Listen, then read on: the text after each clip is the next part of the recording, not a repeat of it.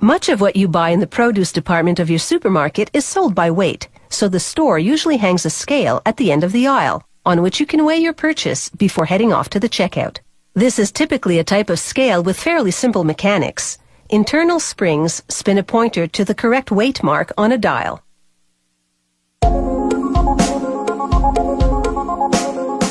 The weight of produce hanging in the pan pulls on a pair of springs inside the scale. They move the various internal components that turn the pointer to the corresponding weight mark on the dial. To make the scale's frame, a press stamps a steel plate 5 times, progressively cutting and bending it into the final frame shape. A washer goes into each steel spring. They turn it up or down to adjust the spring's tension.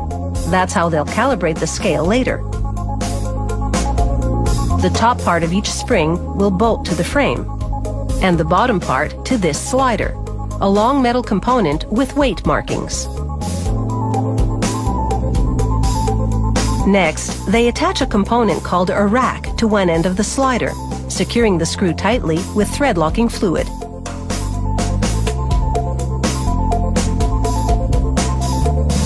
The rack's teeth will mesh with this pinion gear and turn it. They install one end of the pinion into the frame. Then they screw on a metal bridge to support the other end. They insert the slider with the rack attached through the bridge. Now, when you pull on the slider, the pinion turns. Next, they attach the springs to the frame and slider. Each spring in this imperial scale supports up to 20 pounds, making this a 40-pound scale. When weight pulls on the springs, they move the rack, which turns the pinion, which rotates the scale's pointer. A press stamps out the dial face from a steel plate. After painting it white, they print on the markings with a silkscreen press. They insert a spring to prevent the rack from slipping on the pinion. Then they put the face over the bridge so that the pinion protrudes through a hole in the middle. A guide helps them align the face so that the zero will be in the right spot. Then they tighten 2 screws to attach the face. A press stamps the pointer from a thin sheet of aluminum. Using a special tool, they twist the end, forming a thin tip that won't obscure the fine line to which the pointer's pointing.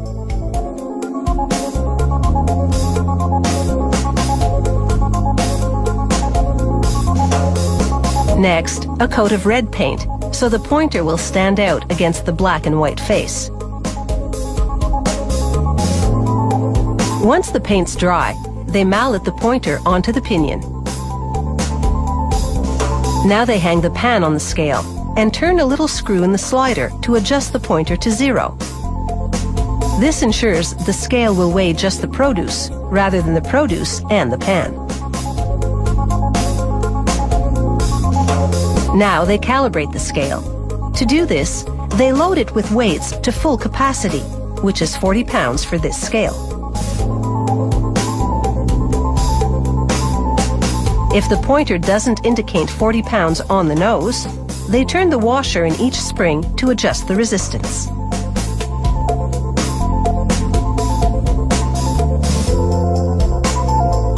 Then they adjust the pointer back to 0 again.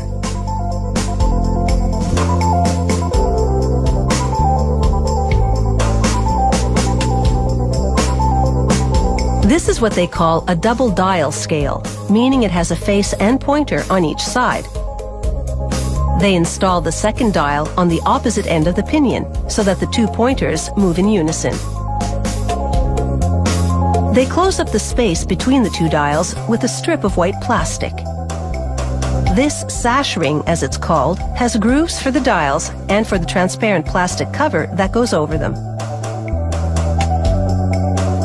Hanging scales can have dials or digital readouts, and they come in a wide range of capacities, from your common 20-pound or 10-kilogram grocery model to heavy-duty 600-pound or 272-kilo scales designed to pull their weight in industry.